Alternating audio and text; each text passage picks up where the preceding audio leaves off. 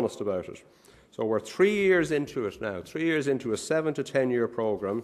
We do have the vision, and I do think it has come to that, call it crisis point, where we've got to make up our minds, are we going to be able to do something to head towards that vision or not? The Independent Monitoring Group on the Vision for Change published its 3rd annual report recently. I think perhaps for the first time it acknowledged that progress was being made, some progress. But it went on and it said it was still very disappointed with the slow rate of progress. And it believed in particular that the absence of a dedicated leader at senior national level within the HSE has impeded progress in implementing the vision. And I do think, to be fair, that it's very often it's people and it's leadership that matters far more than structures. Now, the appointment of a person like that is obviously a matter for the HSE, but one of the things I will say, you'll have seen it, I think, in the media, that Minister Maloney, who's coming here this evening, has already raised it with Professor Drum, and I was talking to Brendan Drum recently too about it. So I think he is hoping to be able to make progress on this particular issue in the near future, and I think that would be very important in terms of trying to turn the road in pressing ahead with a vision for change. The other thing is that a vision for change is not all about new resources. Now, it does involve some new resources. Again, I'm not pretending otherwise, but an awful lot of it is about reusing, remodelling, reconfiguring the resources we have, moving from institutional care to different forms of care. It involves less nurses but more therapists, for instance. That's one of the things it says. Now, might as well be honest, it's one of the things I do. The other thing, though, at the same time I'm told, is that very many of your members have the sort of qualifications and skills that are needed to provide the new type of service that's outlined in Vision for Change. And it does seem to me, again, that if we're talking about hard-nosed partnership and we're sitting down and talking with one another about changing services, then your union has a right to be there, it has its rights to look after its members, and to look after them in ways that would allow people like that who have qualifications and skills to use them for the betterment of patients. So I believe these things, yes, they're difficult, but they also do present opportunities.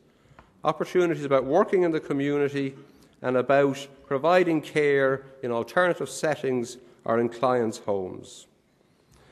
The other thing that we need to look at, and Siobhan mentioned this, is skill mix and role development. Now, I was going to say a bit about it, but to be honest, Siobhan has covered most of it, about the development of the healthcare assistant role, but equally the development of the scope of practice of nurses.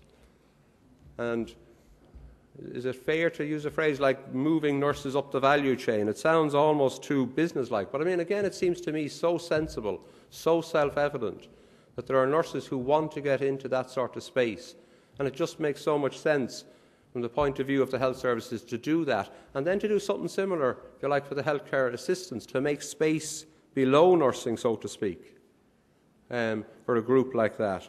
Nurse prescribing, which has been a huge initiative, and Siobhan has mentioned, so I won't go through it, but generally in nursing, and partly because it's funny how, in many respects, disputes sometimes, for all that we get locked in government buildings, as Seamus mentioned, sometimes when you're in there, it's at that very point that people actually start to table new ideas as a way of getting around the disputes. And I remember in the talks in the lead-up to the establishment of the Commission on Nurses' Hours that there was some very good discussions about the role that nurses could play right across the health services, not just in mental health, if only they were given the opportunity, the autonomy, the freedom, and obviously the education and the training and all the support. And I must say that that opportunity, it seems to me, is still there, still exists. In the department then too, the other change that I mentioned there briefly is the Office for Disability and Mental Health. It was set up in January 2008. It was set up, I think, for a couple of reasons. One was the very public success, and it's unusual in health to get that, very public acknowledged success of the Office of the Minister for Children. It was seen as doing an awful lot in the area of children's services, again not just in the HSE area and the health side, but right across the public service. And I think the idea between the Office for Disability and Mental Health is to try and do the same, to try and focus down, if you like, into the health services. And if you take a vision for change, to try and really support implementation. Because the only problem with a vision, the only problem with a strategy is it's just a report and it sits on a desk somewhere. And one of the valid criticisms I think you can make of the department is that we're very good sometimes in the civil service at writing reports. It's much harder, if you look at your perspective, to make things happen. And we need to join that up. And that's one of the ideas behind offices like this. The other idea is to be able to join up what health is doing with what other departments are doing. And I say that because one of the other things I very firmly believe, in health in particular, is that you can't design the health service and deliver it from the centre. It's just not possible to do it from Hawkins House. It's just not possible, in my view, to do it from Dr. Stephen's Hospital. I really believe people at the front line delivering the service are far better placed to know what needs to be done. Now, I'm not suggesting that means that I have no responsibility or indeed no right to get into that space. I have both as far as I'm concerned. But nor can I do it on my own, and nor do I believe, in fairness, can frontline people do it on their own without the sort of support that they deserve. So I believe the real challenge is to join the local knowledge with, if you like, the central overview, work together and show that we can provide a top-class service. I suppose the final comment, two final comments. I've said we're talking about facing challenges. I do accept that change is difficult. As I said, we're going through a lot of that in the department itself. But I was told about somebody recently, a colleague who had met a psychiatric nurse who had moved from working in an old psychiatric hospital to a community facility. And when asked what was the most significant difference in the change, he said, and I quote, "When I worked in the hospital, I saw people when they were ill. Now that I'm in the community, I am seeing them when they are well."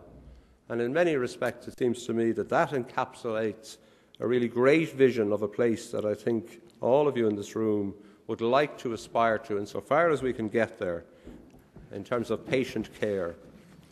Finally, and it is finally, I would like to congratulate everyone involved in today's conference. I would like to acknowledge the significant contribution you are making to our mental health services. And it does seem to me that if your General Secretary, Des Kavanagh, can aspire to leading Leinster to victory over Munster in the forthcoming Heineken Cup final, then frankly anything is possible in our health services. Thank you very much.